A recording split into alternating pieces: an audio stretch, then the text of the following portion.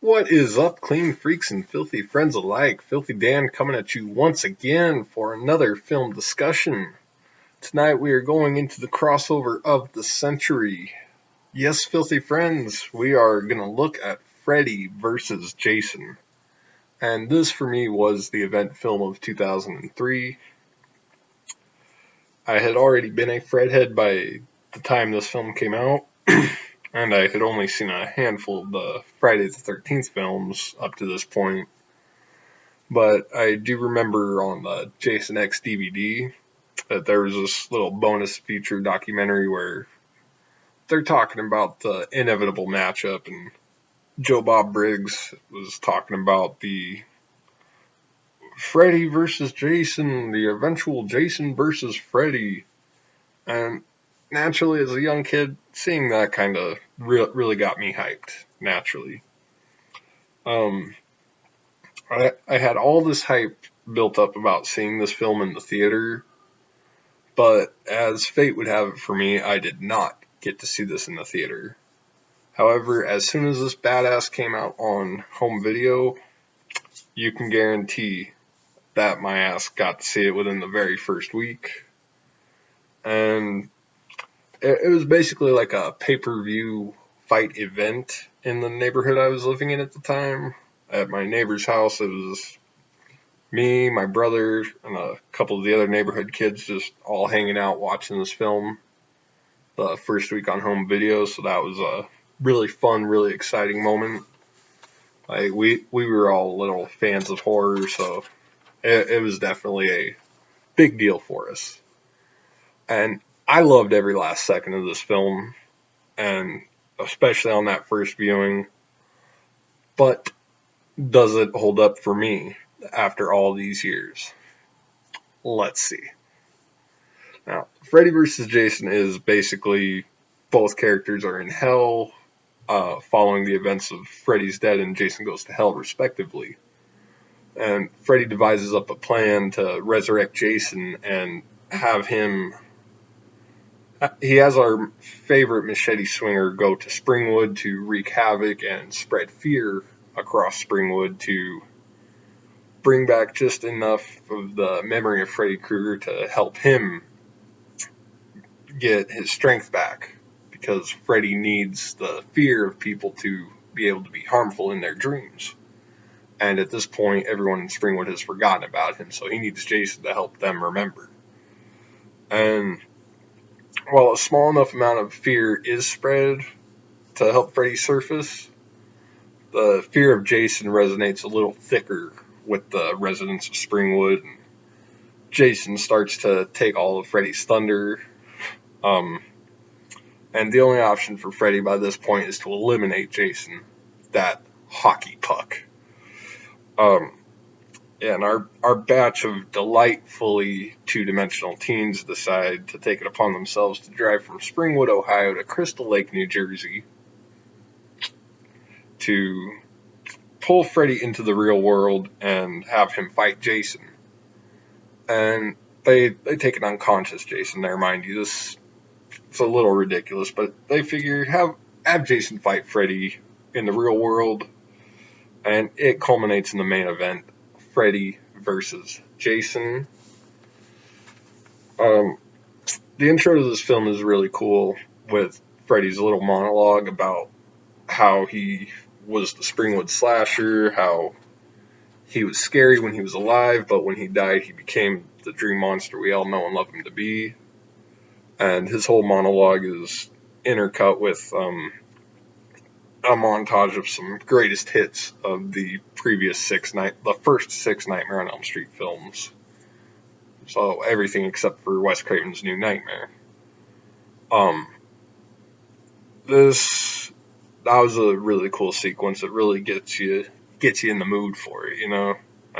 Especially if this is your first time seeing either film, it kind of gives you an idea. Okay, this is who this guy is. Yeah, this film is an action-packed bloodbath with a few bits of humor sprinkled in there for good measure. And it was directed by Ronnie Yu, who had done Bride of Chucky just a few years before this. So it definitely has a similar flavor here to that. The horror in this film isn't really scary at all by this point, and for either franchise, even when I was 9, this movie did not scare me. It was a fun kids movie, if you will. Um, the visual aesthetic of the horror isn't really bad. Um, I do like dark the dark little blue filter they have in some films. The little cool temperature, I think, is what you would call that. There are a few hiccups here and there. Like there's a few scenes that look pretty choppy with the no pun intended on the choppy there.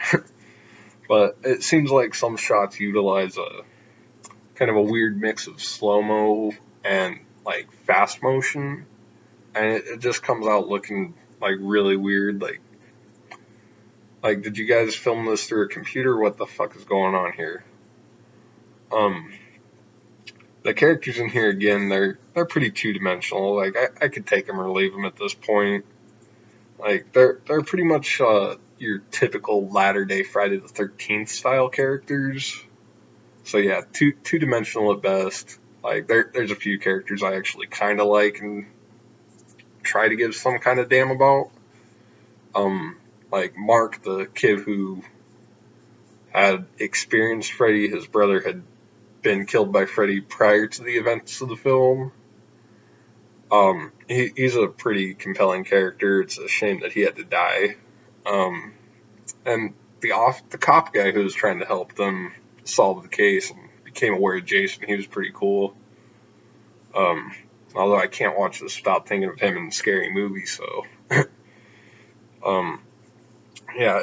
Also, it's really no secret that this film had spent roughly 15 years in development hell before it even came to be.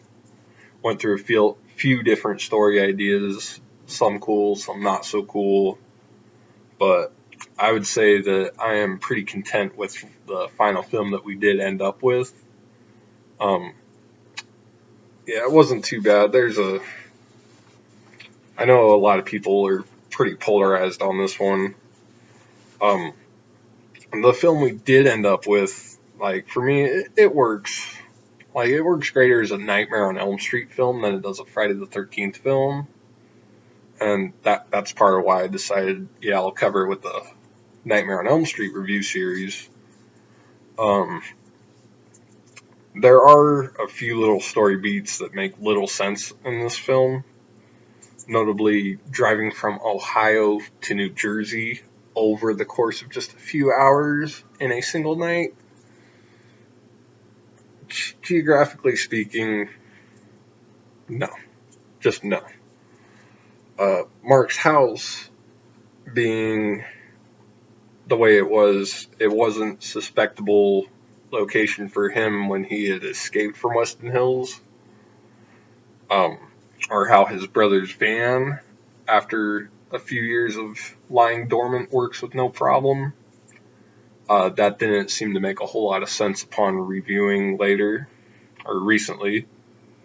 Um, Also, Springwood's teenage population is back to a normal capacity, and the only reason I'm complaining about that is because this is set in canon 4 years after Freddy's dead. So that makes a little bit of no sense here. Of course, another common complaint about this film, and you all knew this was coming, and I agree with it, is Ken Kersinger's portrayal as Jason. I don't care for the look of Jason here, the way he moves. Like, I can justify it as rigor mortis, but still, Jason is too lumbering in this film.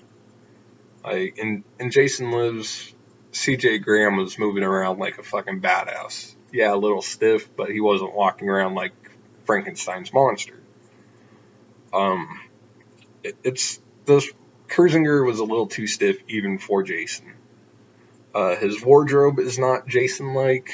He's got the freaking overcoat. Like, is it cold in hell? Who knows? Um, and why is he afraid of water? in a lot of the earlier Friday the 13th films, Jason has been seen going into and coming out of the water. And I'm not even going to go into the whole Kane Hodder debacle. I do agree that yes, he got screwed out of the role. I'm not going to go into that. Um, I might talk about that whenever I get around to reviewing the Friday the 13th franchise, but we're not going to talk about that here. I again like Robert Englund as Freddy, and for me, he kind of gets back to that little balance he had in the Dream Warriors film. His makeup looks pretty damn good too. It's not that same shit job it was in 5 and 6. I also like how it's established that he legitimately needs for the teenagers to be afraid of him in order for him to have power in the dream world to where he can harm them. The blood spraying doesn't really bother me here. I know a lot of the blood spray is pretty cartoony in this film, and I mean this film is supposed to be fun, like bloody fight. It makes sense for the blood effects to just be thrown around willy nilly. However, some of the CGI that they use in this film is really dated, and I know I didn't complain about that in Wes Craven's New Nightmare, but in this film, this was that early 2000s CGI that really stands out as bad. So yeah, that's a little complaint I have on that. But on that note, the kills and nightmares are all pretty well done in this film. Um, Although there are a few silly moments. Again, this is supposed to just be a mindless entertainment at this point. I mean, it's just the film that the fans wanted for 15 years. But that scene when the girl from Destiny's Child gets hit with the machete and goes freaking flying to hit that tree, uh, that was kind of goofy, but I can look past that. That kind of cheesiness happens a few times where people get hit and just freaking fly. It's whatever. Like I said, I can look past that. The two key fight sequences in this film between Freddy and Jason are pretty solid, and they showcase Freddy and Jason's respective strengths in their respective settings. Where in the dream world, Freddy sweeps Jason under the rug, whereas in the real world, Jason mops the freaking floor with Freddy. Um, it balances out just enough for each of the icons' respective fan bases to not walk away from this film pissed off. And I like how, in the end, there's really no definitive winner between Freddy and Jason. So, yeah, that's I like how they pulled that off, and I was kind of mixed between the two at the point I watched this because, like I said, I was already a Fred head, but I was rapidly becoming a Jason fan also. So I don't really find any reason to complain about balanced the balance between the two fighting each other out. The way they just executed it, I'm totally okay with. Um, Also, am I the only person who does not mind the store brand Jason Mewes in this film? I know a lot of people complain about that. I never had a problem with it, but I don't know. Well, we're gonna move on to the bonus segments here. My favorite kill in Freddy vs. Jason is, at this point, the most challenging. The kills, again, are all mostly pretty solid, and it's not the bedfold kill. I know that's kind of I guess you could say blasphemy for this film. That's the one everyone talks about. And also, it's not Mark's death, which is Freddy's sole kill in the film. Jason Voorhees is going to walk away with the gold on this film when he does bisect the Kroger brand Jason Mewes. When he cuts him in half there in the hallway, he's all possessed by Freddy and just walks up like, "It's time, Jason. These are my kids. Go back where you belong." And he knocks him out, and fucking his conscience leaves store brand Jason Mewes behind to just be like, "Oh shit, I'm getting killed now." Like that scene just always stood out to me because it's just like, This is one of the few people who was just wrong place, wrong time. He just got the short end of the stick when it comes to the victims in this film. But it's the one that stood out to me the most. Like, the bed kill is great, but store brand Jason Mewes' death is definitely the one that resonates the most with me. For the glorious smutty sightings, we get a nice handful, so to speak. The counselor girl at the beginning exposes her tits before she goes skinny dipping.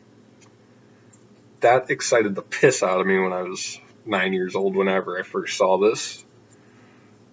We get a interesting voyeur shot of Catherine Elizabeth's character having a decent sex session prior to the folding bed scene. And shortly after that, we get to see her in the shower. Nice little top view. I'm not sure if that was really her or a body double. I like to think that was her. I guess, like, I figure if I did this in Nightmare 2, I will count Mark pressing his bare ass against the window to escape Weston Hills. That was a funny scene. He puts his ass on the window and farts. Always made me laugh, and it still does. And the final bit of our smutty sightings is when Freddy is posing as a camp counselor in the final girl's dream sequence. You see him banging a chick while Jason's drowning in the dream. And Freddy's just banging this chick. And it's like basically supposed to be a reenactment of the day Jason drowned. And he's just going at it, starts just drill real fast, real hard. And the bitch winds up dead on her feet, and we see her tits too, so funny, smutty, tomato, potato. Favorite dream sequence in this film, and another hefty handful here. But I'm gonna have to go with Jason's dream when he is first knocked out and has his first full-on battle with Freddy. Yeah, that scene is goofy, but it's fun, and it gives Freddy a chance to throw Jason around. And that pinball sequence was fun. Like, that whole scene, it was goofy, but like I said, it's good fun. Spotting Shay. This is the last Spotting Bob Shay that we get in our Nightmare on Elm Street review special series. Bob Shay appears as Principal Shay at the high school when Mark and Will show up after they escape from Weston Hills to warn the other teenagers about the reemergence of Freddy. And he just comes walking down the hall after our final girl passes out. You just see him for like a split second. But once you see him, you can't unsee him. Spotting Shay. We all love this game. The Freddy Quipper here is another good toss-up, but I'm going to have to go with when Catherine Elizabeth is having her nightmare, when Freddy says, "The only thing to fear is fear himself." Like, it's just cool, and it encapsulates Freddy's badassery. It's one of the quintessential Freddy lines for me. So yeah, while Freddy vs. Jason has its problems, I really enjoy the film on the whole. It's cheesy, it's flashy, it's bloody. It's just all around fun popcorn entertainment, and it knows exactly what it is. And it's worth the watch. There's no wasting the admission fee. You watch it, you're going to have fun with it. You may not like it, but it's fun. Anyway, thank you all for watching. Please don't forget to like, share, subscribe, leave a comment down below. Who's better, Freddy or Jason? Place your bets. And as always, stay filthy.